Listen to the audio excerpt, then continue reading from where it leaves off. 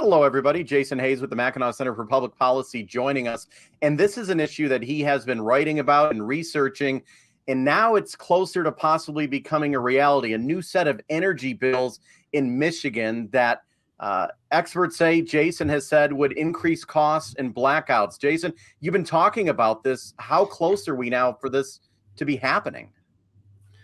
Well, we're definitely closer because the bill SB 271 and I think it was 273, they both passed through the Energy Committee and then through the full Senate yesterday. So the Senate's done its part on those two bills, and now the House will need to do its part on either the House version of the bills or on those same bills. And then after the House is finished, it goes to the governor for a signature. So it's not there yet, but it's pretty darn close.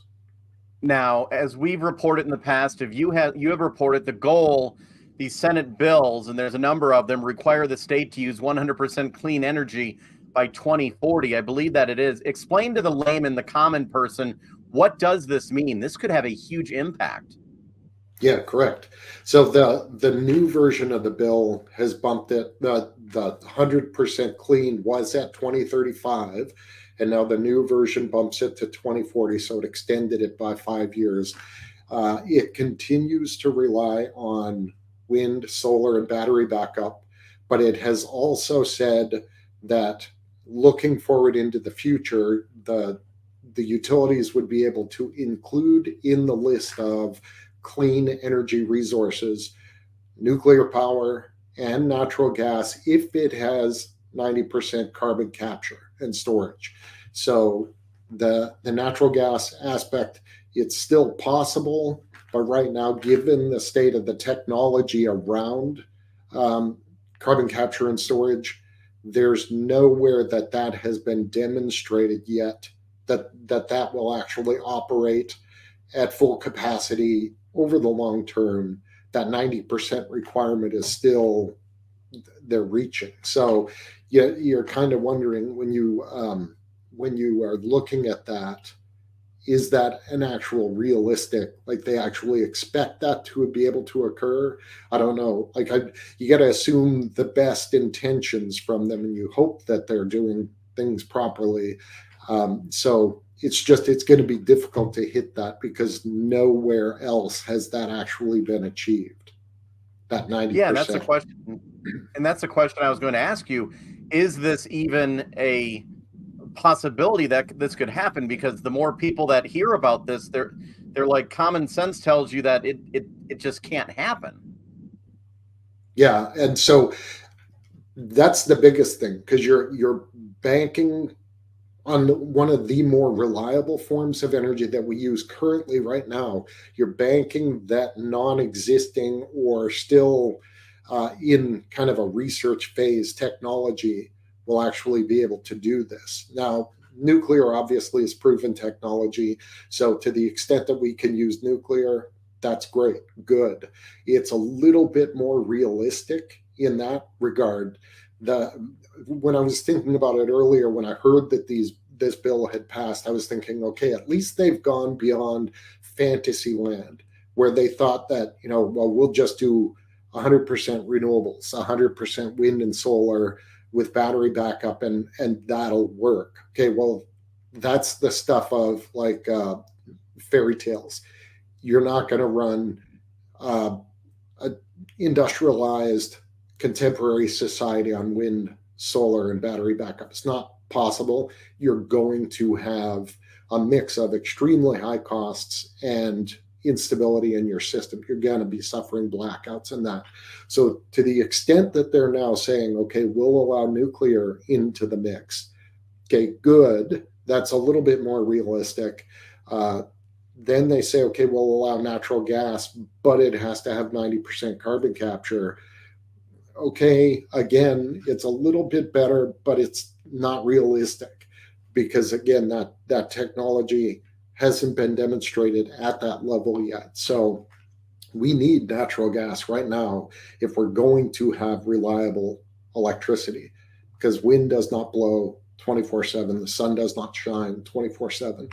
So expecting us to run contemporary industrial society where we're producing products like all of the big three auto manufacturers, all of that sort of thing, but you cannot run it on wind and solar. It's just not physically possible. So, we're hoping that they're seeing the light and they're starting to get a bit more realistic, but then they do things like, okay, we're going to mandate 90% carbon capture, and then it becomes like, well, again, it's a bit better, but it's still not there.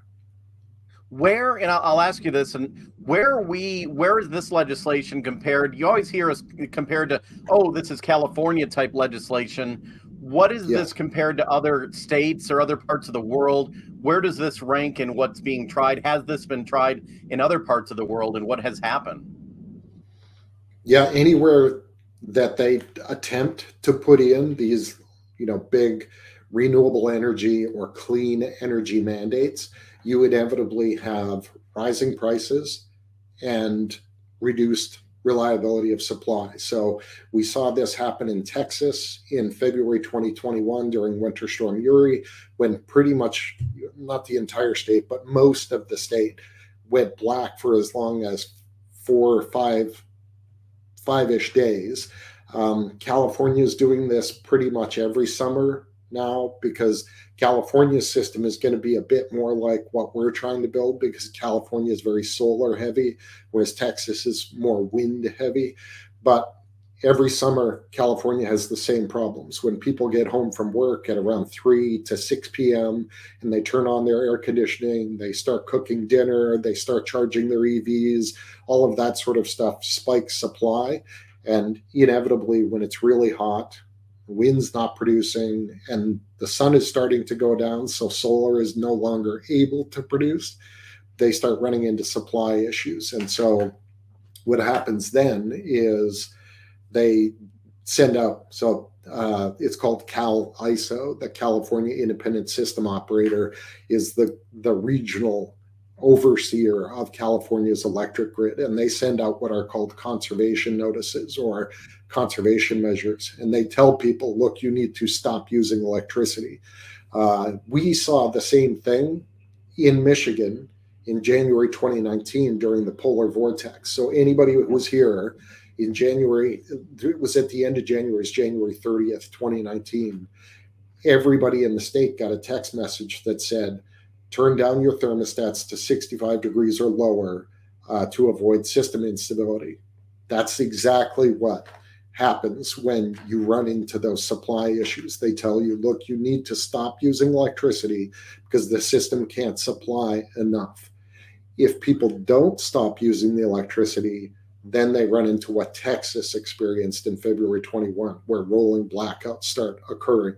They mandate the shutdowns, because if they don't, they have a complete system failure, which is a multi-week issue to get everything started back up from black start. So this more and more is what we're experiencing. So we saw it in Texas. We saw it here in Michigan in January 2019. We're seeing it every summer in California. We saw it all throughout Europe over the past year and a half, while the whole Ukraine Russia issue has been going on and Russian gas supplies have been limited. All of these are kind of pictures of what we're building toward. And that's what people are going to start experiencing soon. Well, thank you very much, Jason Hayes, Director of Energy Environmental Policy at the Mackinac Center. And thank you for keeping us updated. Yeah, happy to do it anytime.